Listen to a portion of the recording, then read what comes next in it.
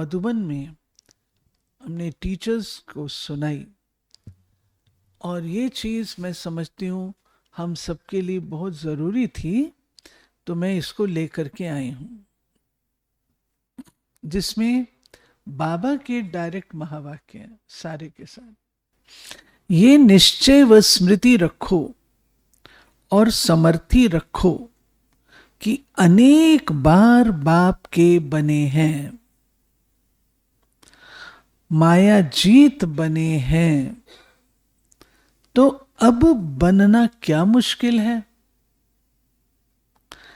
क्या स्मृति स्पष्ट नहीं है कि मुझ श्रेष्ठ आत्मा ने विजयी बनने का पाठ अनेक बार बजाया है?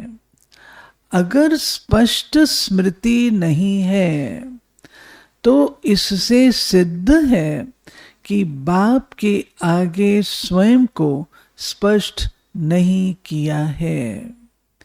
किसी भी कारण से बाप के आगे कुछ छिपाया है तो ये भय का भूत इस कारण से ही छिपा हुआ है।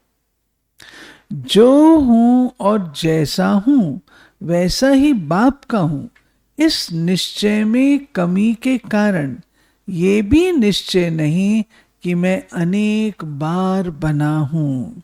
तो पहले ये चेक करो स्वयं को बाप के आगे स्पष्ट किया है, अथवा अपने को और बाप को खुश करते हो कि बाप तो जानी जाननहार है, वो तो सब कुछ जानते ही हैं। क्या बाप ये नहीं जानते कि मैं जानता हूं? विश्व के शिक्षक के भी शिक्षक बनते हो। बाप को विस्मृति हुई है क्या जो बाप को स्मृति दिलाते हो? इसलिए ये एक ईश्वरीय नियम व मर्यादा है कि कोई भी एक मर्यादा का पालन नहीं करते तो वे मर्यादा पुरुषोत्तम नहीं बन सकते। इसलिए कारण का निवारण करो। बाप के आगे छिपाने से एक के ऊपर लाख गुना बोझ चढ़े होने के कारण जब तक स्वयं को हल्का नहीं किया तो सोचो कि एक गलती के पीछे अनेक गलतियां करने से, एक मर्यादा का उल्लंघन होने से, अनेक मर्यादाओं का उल्लंघन हो जाने के कारण वह इतना लाख गुना बोझ चढ़ा हुआ होने से चढ़ती कला में कदम कैसे बढ़ा सकते हो? निशाने के समीप कैसे आ सकते हो? लौकिक दुनिया में भी कोई चीज छिपाने वाले को कौन सा टाइटल दिया जाता है? छोटी सी चीज को छिपाने वाले को चोर की लिस्ट में तो गिनेंगे ना। तो जब तक ऐसे संस्कार हैं, बाप दादा के आगे झूठ बोलना, किसी प्रकार से बात को चला देना, तो मालूम है कि इसका कितना पाप होता है। ऐसे अनेक प्रकार के चरित्र बाप के आगे दिखाते हैं। ऐसे चरित्र दिखाने वाले कभी श्रेष्ठ चरित्रवान नहीं बन सकते। आसुरी संस्कार, ये अब दूसरा, अब आसुरी संस्कारों के वशीभूत होने कारण होने वाले को किस संप्रदाय में गिना जाएगा? आप कौन हो? तो ईश्वरी संप्रदाय वालों के पास आसुरी संस्कार नहीं आने चाहिए। अभी आसुरी संस्कार आते हैं, वह भस्म हो गए हैं। तो बच्चों ने कहा आते हैं, तो फिर क्या बन जाते हो? अपना रूप बदल बहुरूपी बन जाते हो क्या? अभी अभी ईश्वरी संप्रदाय, अभी अभी आसुरी संस्कारों के वश हो गए, तो क्या बन गए? बहुरूपी हो गए ना। अगर अभी अभी अपने से आसुरी संस्कारों को भस्म करने की हिम्मत रख संहारी रूप बने तो मुबारक है। अभी ये भी ध्यान रखना, सूक्ष्म सजाओं के साथ साथ स्थूल सजाएं भी होती हैं। ऐसे नहीं समझना सूक्ष्म सजा तो अपने अंदर भोग कर खत्म करेंगे, नहीं। सूक्ष्म सजाएं सूक्ष्म में मिलती रहती हैं और दिन प्रतिदिन ज्यादा मिलती जाएंगी। लेकिन ईश्वरीय मर्यादाओं के प्रमाण कोई भी अगर अमर्यादा का कर्तव्य करते हैं, मर्यादा का उल्लंघन करते हैं, तो ऐसी अमर्यादा से चलने वाले को स्थूल सजाएं भी भोगनी पड़ेंगी। फिर तब क्या होगा? अपने दैवी परिवार के स्नेह संबंध और जो वर्तमान समय की संपत्ति का खजाना है, उनसे वंचित होना पड़ेगा। इसलिए अब बहुत सोच समझकर कदम उठाना है। ऐसे लॉज शक्तियों द्वारा स्थापन हो रहे हैं। मर्यादाएं जो हैं वो लिखत में ये सब दादियों ने बैठ करके बनाई हैं, तो बाबा उनको कह रहे ये शक्तियों द्वारा बन रहे हैं। पहले से ही सावधान करना चाहिए ना, फिर ऐसे नहीं कहना ऐसे तो हमने समझा नहीं था, ये तो नई बात हो गई। पहले से सुना रहे हैं। सूक्ष्म लॉज के साथ स्थूल लॉज व नियम भी हैं। जैसी जैसी गलती उसी प्रमाण ऐसी गलती करने वाले को सजा। इसलिए लॉ मेकर हो तो लॉ को ब्रेक नहीं करना। अगर लॉ मेकर भी लॉ को ब्रेक करेंगे, फिर लॉफुल राज्य के अधिकारी कैसे बनेंगे? जो स्वयं को लॉ प्रमाण नहीं चला सकता, वो लॉफुल राज्य कैसे चला सकेगा? इसलिए अब अपने को लॉ मेकर समझकर हर कदम लॉफुल उठाओ, अर्थात श्रीमत प्रमाण उठाओ। मन मत मिक्स नहीं करना। माया श्रीमत को बदलकर मन मत को मिक्स कर उसको श्रीमत समझाने की बुद्धि देती है। माया के वश मन मत को भी श्रीमत समझने लग पड़ते हैं। इसलिए परखने की शक्ति सदैव काम में लगाओ। कहाँ परखने में भी अंतर होने से अपने आप को नुकसान कर देते। इसलिए कहाँ भी अगर स्वयं नहीं परख सकते हो, खुद नहीं परख सकते हो, तो जो श्रेष्ठ आत्माएं निमित्त हैं उन्हों से सहयोग लो, वेरीफाई कराओ ये श्रीमत है या मनमत है, फिर प्रैक्टिकल में आओ। अमृत वेले से लेकर जो सर्व मर्यादाएं स्मृति, वृत्ति, दृष्टि और कृति सबके प्रति बनी हुई हैं, तो क्या वे सबकी बुद्धि में सदा स्पष्ट रहती हैं?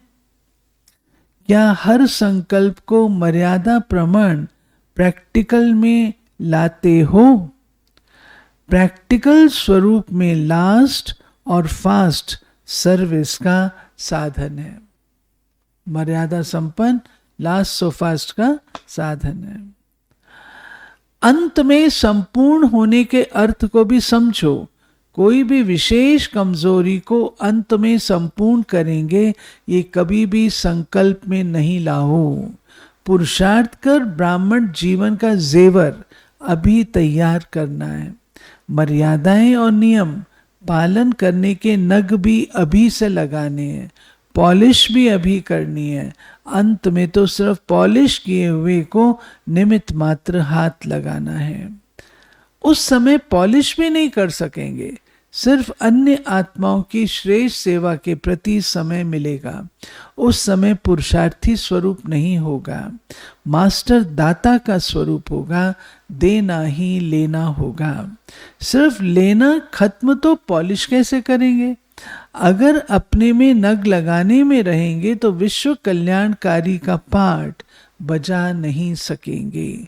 इसलिए अभी मास्टर रचयिता बनने के संस्कार धारण करो, बचपन के संस्कार समाप्त करो। नियम को कभी नहीं छोड़ना। अपनी पढ़ाई, अमृत वेला, सेवा, जो भी दिनचर्या बनी हुई है उसमें मन नहीं भी लगे, लेकिन दिनचर्या में कुछ मिस नहीं करो। भारत में कहते हैं जितना कायदा उतना फायदा। ये जो कायदे बने हुए हैं, नियम बने हुए हैं, उसको कभी भी मिस नहीं करना है। देखो आपके भक्त अभी तक आपका नियम पालन कर रहे हैं, चाहे मंदिर में मन नहीं भी लगे तो भी जाएंगे जरूर। ये थोड़ा अलर्ट होके बैठो भाई, इतनी जबरदस्त मुरली है, सब अलर्ट होके बैठो थोड़ा। आंखें बंद नहीं होनी चाहिए कोई की। ये किससे सीखे? मंदिर जाते ना, मन नहीं भी लगे तो भी मंदिर जाते, किससे सीखे?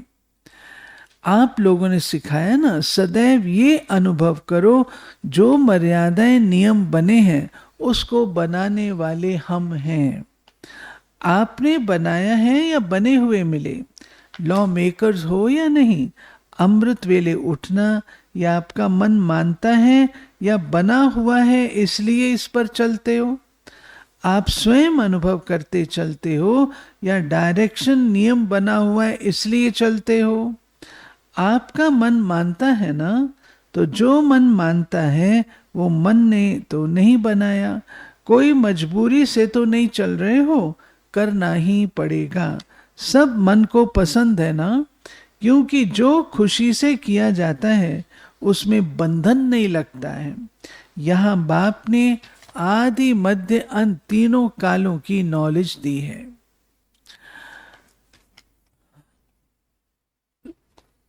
मर्यादाएं क्या हैं? इन सब बातों की नॉलेज इस समय धारण करते हो, तुम डबल महिमा के योग्य बनते हो, डबल वर्षा मुक्ति जीवन मुक्ति दोनों के अधिकारी बनते हो, डबल ताजधारी बनते हो, डबल अहिंसक बनते हो, डबल बाप के लाडले सिक्की लधे बच्चे बनते हो। संपूर्ण श्रेष्ठ महान स्टेज है, संपूर्ण निर्विकारी, सर्वगुण संपन्न, 16 कला संपन्न, मर्यादा पुरुषोत्तम, संपूर्ण अहिंसक। इस महानता को कहाँ तक जीवन में लाया है? गुण संपन्न अवस्था का केवल गायन है, और सर्वगुण संपन्न की अवस्था में यदि एक भी गुण की कमी है उसे फुल महिमा के योग्य नहीं कहेंगे। अपने आप को चेक करो, सर्व गुणों में से कितने गुणों में, कितने परसेंटेज में स्वयं में गुणों की कमी है? 16 कला अर्थात सर्व विशेषताओं में संपन्न, जैसा समय वैसा स्वरूप बना सके, जैसा संकल्प वैसा स्वरूप में ला सके, बाप द्वारा प्राप्त हुए पुरुषार्थ की विधि द्वारा सर्व सिद्धियां समय पर स्वयं के प्रति, सर्व आत्माओं की सेवा के प्रति कार्य में लगा सके, सर्व शक्तियों को अनुभव में लाते हुए सर्व आत्माओं के प्रति उन्हों की आवश्यकता प्रमाण वरदानी रूप में दे सके, सर्व बातों में बैलेंस रख सके, अभी अभी लॉफुल बन सके, अभी अभी महाकाली, अभी अभी शीतला रूप, ऐसी सर्व विशेषताएं अर्थात 16 कला संपन्न। इसके लिए सर्व कर्मेंद्रियों, सर्व आत्मिक शक्तियों, मन बुद्धि और संस्कार, इन सर्व पर अधिकार चाहिए। संपूर्ण निर्विकारी अर्थात सर्व विकार, सर्व वंश सहित, अंश मात्र भी अर्थात संकल्प व स्वप्न मात्र भी ना हो। मर्यादा पुरुषोत्तम अर्थात हर संकल्प, हर सेकंड, हर कदम श्रीमत अनुसार अर्थात मर्यादा के प्रमाण, संकल्प भी व एक कदम भी ईश्वरी मर्यादा की लकीर के बाहर न हो। अमृत वेले से रात के सोने तक हर कदम मर्यादा अनुकूल, स्मृति, वृत्ति और दृष्टि भी सदा मर्यादा प्रमाण हो। ऐसे मर्यादा पुरुषोत्तम कहाँ तक बने हैं?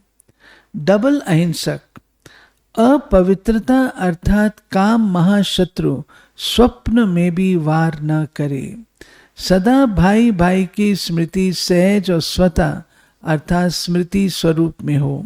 ऐसे डबल अहिंसक आत्मघात का महापाप नहीं करते। आत्मघात अर्थात अपनी संपूर्ण सतो प्रधान स्टेज से नीचे गिरकर अपना घात नहीं करते। ऊंचाई से नीचे गिरना ही घात है। आत्मा के असली गुण स्वरूप शक्ति स्वरूप स्थिति से नीचे आना अर्थात विस्मृत होना, ये भी पाप के खाते में जमा होता है। इसलिए कहा जाता आत्मघाती महापापी। साथ साथ अहिंसक आत्मा कभी खून नहीं करती। खून करना अर्थात हिंसा करना। तो आप में से कोई खून करते हैं? जो बाप द्वारा, अब खून किसको कहा बाबा ने? जो बाप द्वारा दिव्य बुद्धि, दिव्य विवेक, ईश्वरी विवेक मिला है, वो मायावश, परमतवश, कुसंगवश, परिस्थिति के वश अगर ईश्वरीय विवेक को दबाते हो तो समझो ईश्वरीय विवेक का खून करते हो या दिव्य बुद्धि का खून करते हो। बाद में फिर चिल्लाते हो, चाहता तो नहीं हो लेकिन कर लिया, न चाहते हुए भी हो गया। गोया ये है ईश्वरीय विवेक का खून करना। झूठ बोलना, चोरी करना, ठगी करना, धोखा देना, इसको भी हिंसा व महापाप कहा जाता है। ये थे प्यारे बाबा के मुरलियों से निकाले हुए मधुर महा। किस किसने पहले सुनी हुई थी? 3-4